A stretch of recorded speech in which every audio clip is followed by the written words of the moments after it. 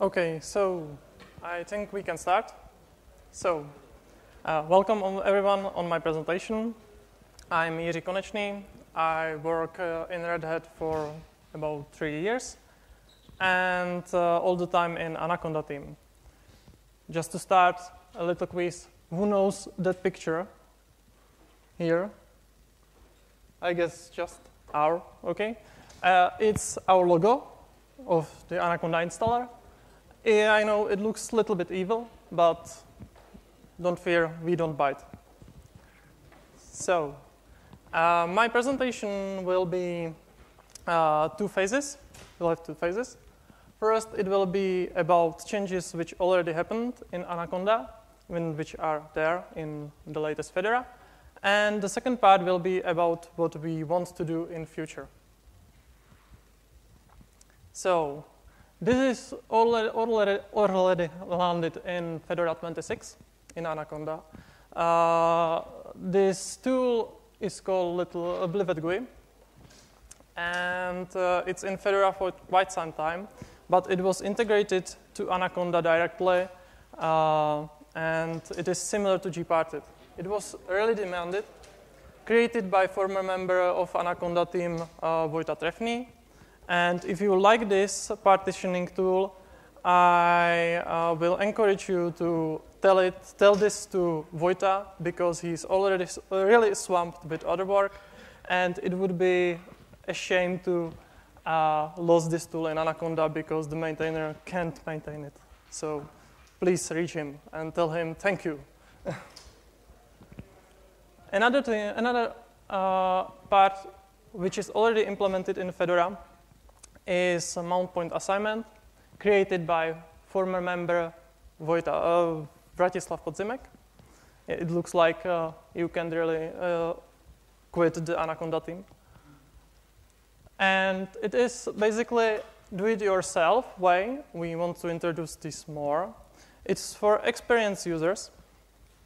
And basically, you can create your partitioning as you want it, by tools before the installation starts, or in the command line in the other TTI, or in press section, and just assign Mountpoint to it, or format it, or you don't need to format it at all. Of course, the root needs to be formatted always, but other partitions, there's no need to format it.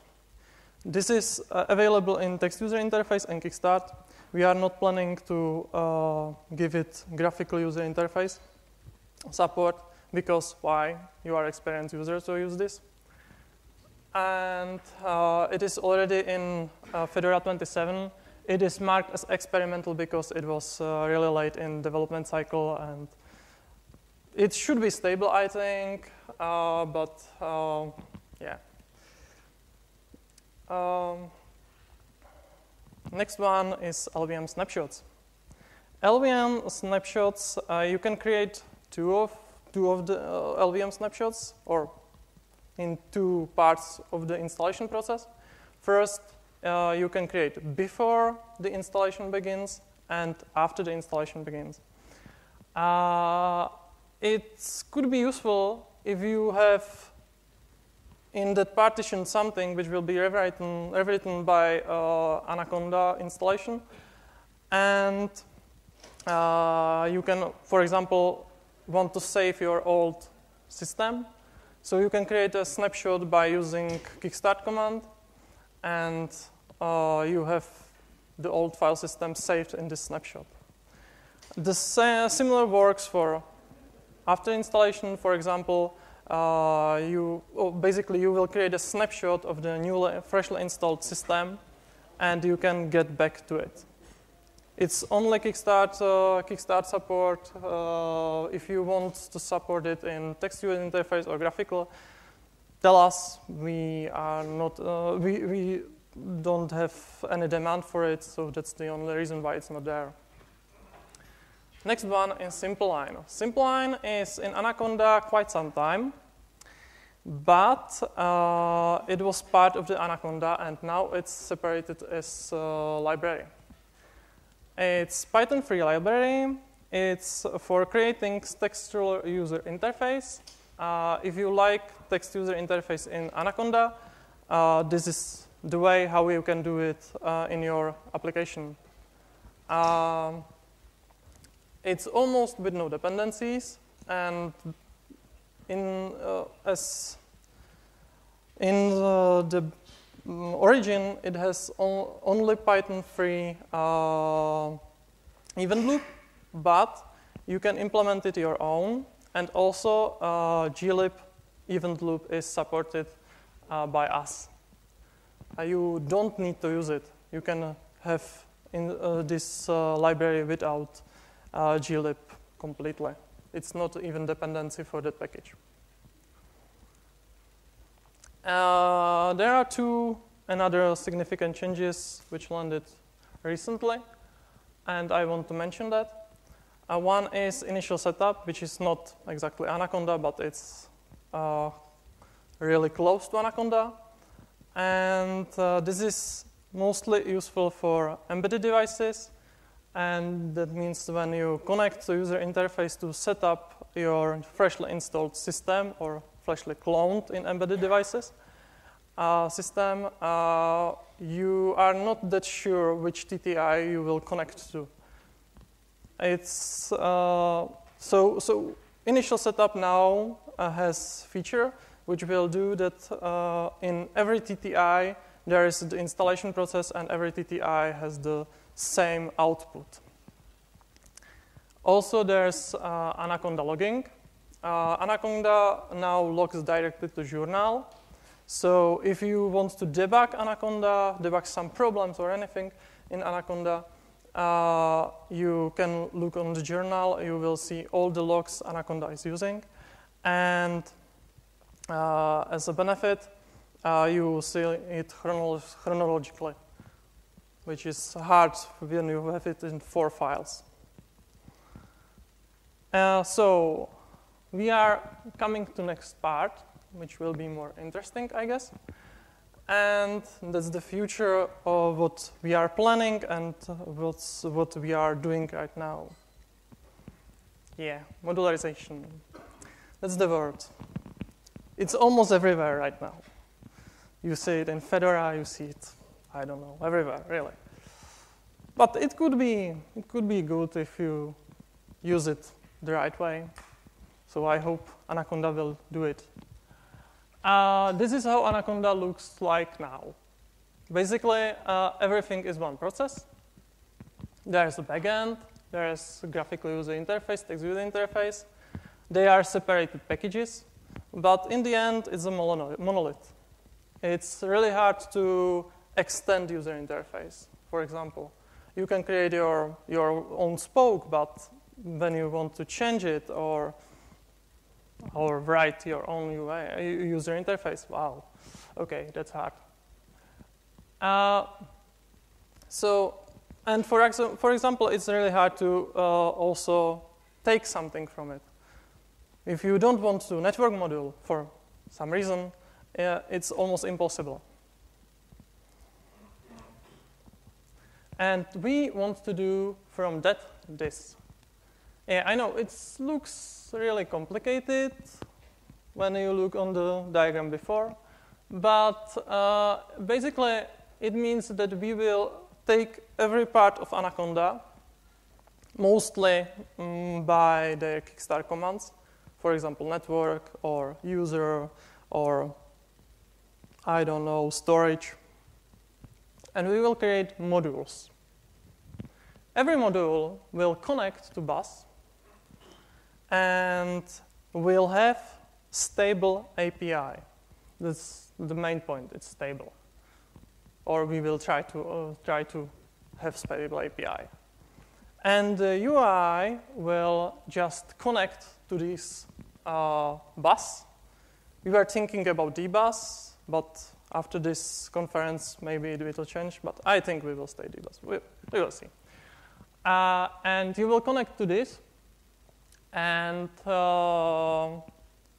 you can use this stable API.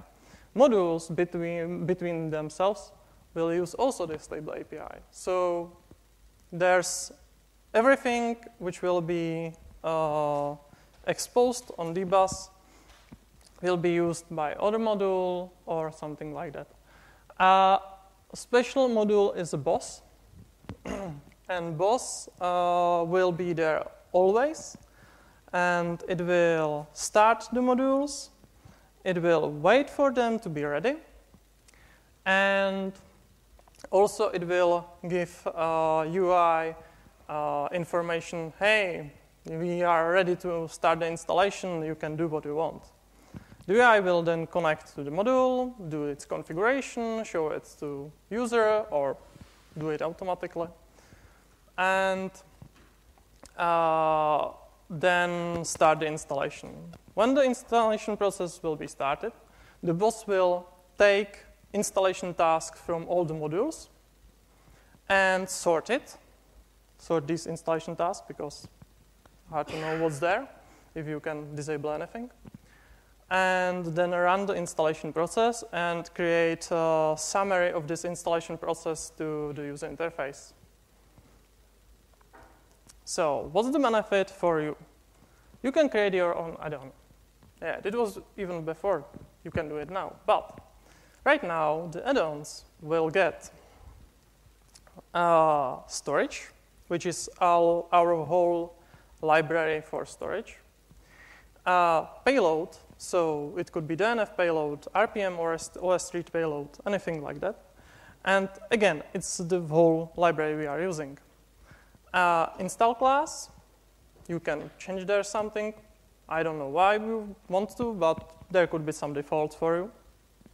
And also kickstart data, which means every add-on could change anything, basically anything. That's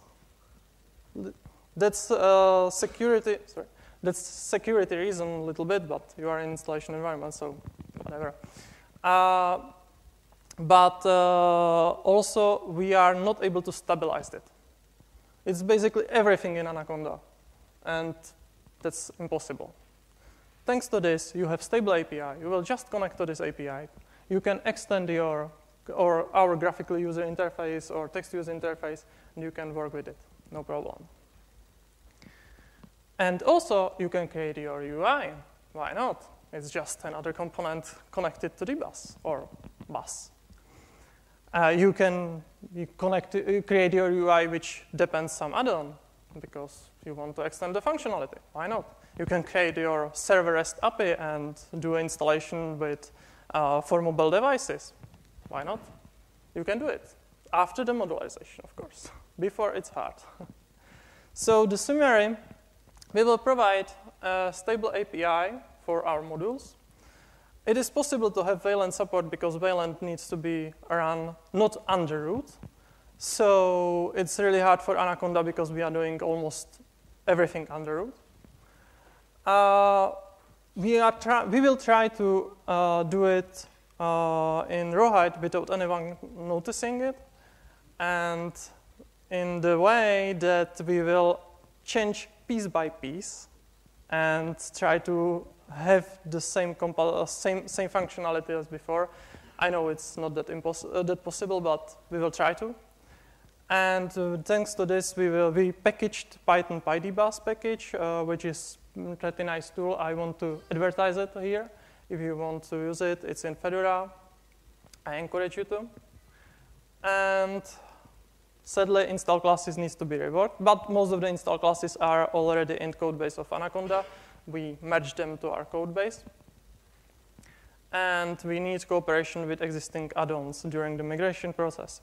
If someone of you have add-on right now in Anaconda, please contact us. We really need to do it together.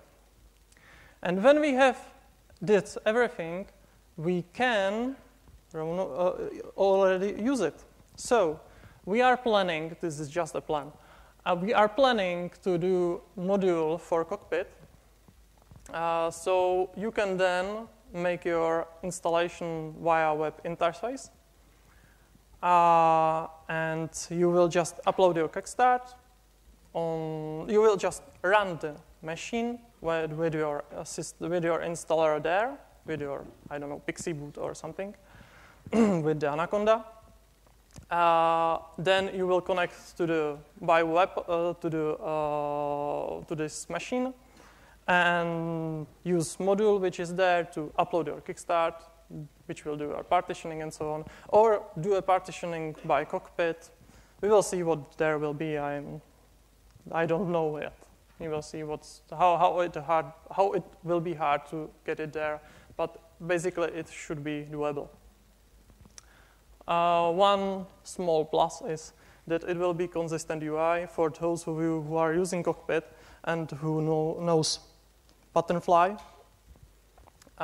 which is template language which is used on Cockpit and many other tools right now in RHEL, and I think in Fedora too, because Foreman and Virt.io looks really pretty similar to Cockpit, so I guess they are using it too. And that's basically it. There are some interesting resources for you. If you have any idea or a question, or you want to help us, anything, just contact us on IRC. And the most interesting part of the presentation for me, do you have any questions? Yep, Adam?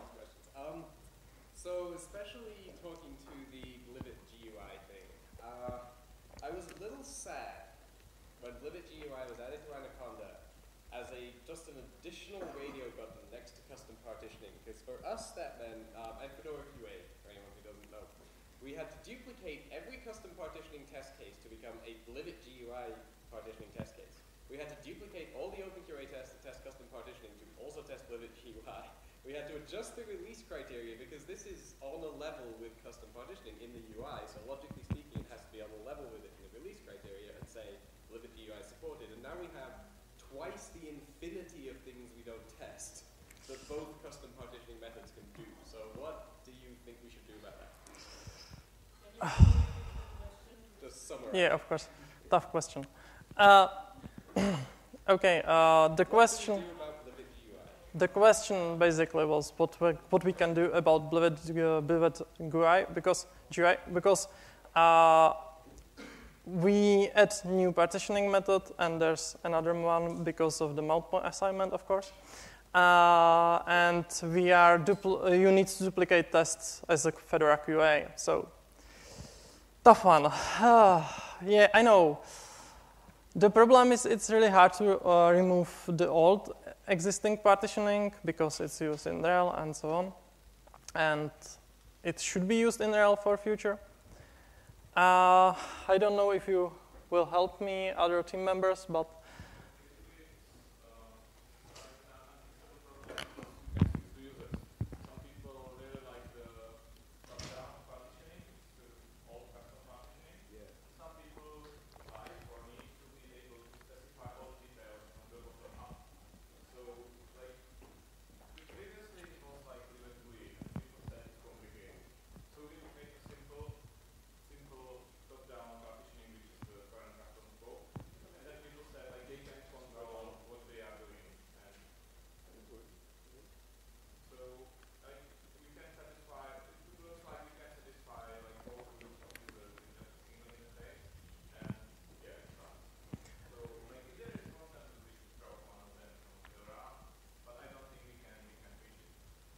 yeah, basically it's really bad, but you have users which is it working? That. Yeah. So basically the only idea I think is like to have something like supported subset or something to simplify it a bit, but I'm not sure if this is doable. It could be like a good discussion to have, but I'm really thinking like always there will be people who just want to have like encrypted rate in 3 clicks, and people who need to assemble a cached tin pool array from 10 disks on DASD on S390. So, yeah. A long time our answer for that was use a kickstart, and that was specifically to keep the UI simple. So now we decided that we're going to be, nicer to those people at the cost of having 2 UIs, I guess. But it's difficult to deal with. Yeah. By the way, the modularity thing, I hope it will help us also with the testing, because you are able to then test just the module and not the whole Anaconda. So I hope it will stabilize all the thing. If it helps us to, but I know everything we will add, it's harder for you. Sorry for that, guys. Any other question? Yes? Yeah. So the Mountpoint assignment will it allow for Butterfest or any other file system to use disk drives directly instead of using partitioning? Because I had an issue in Anaconda when I tried to do that, to give Butterfest access to the disk drive so it can, manage the chunks and stuff. Yeah. Oh, okay, I will repeat the question. Basically, if in Mountpoint assignment you are able to use, for example, Btrfs or anything like that, basically anything which won't cause our storage library to crash can be used. So Btrfs should be usable, and I think it is. I hope so. And also you can create RAIDs, anything. Even storage parts which are not supported, like RAID 10 on 2 disks. I know it's demanded. I think it should work. If it doesn't, file a bug on us because our storage library shouldn't fall because of that. But yeah, of course, there could be something. Yes? Hi, I'm from the Device Mapper LVM team, and tying back into your initial description of, you can take a snapshot before you use Anaconda to reinstall and stuff. A colleague of mine, Bryn Reeves, he implemented the Boom software. That project basically is a boot manager which exactly allows you to go about creating multiple snapshots for, rollbacks and stuff and selecting them. Just wanted to bring that to your attention in case you didn't know, which could ease exactly, going for this, configuring snapshots and, listing them and deleting them, that kind of thing. Yeah, sounds nice. Thank you. Project Boom it was? Project Boom it was? B-O-O-M. Oh, thank you. Okay, thank you. Okay, we are out of time, so if you have any question, please contact us. We will be here. And thanks for your attention.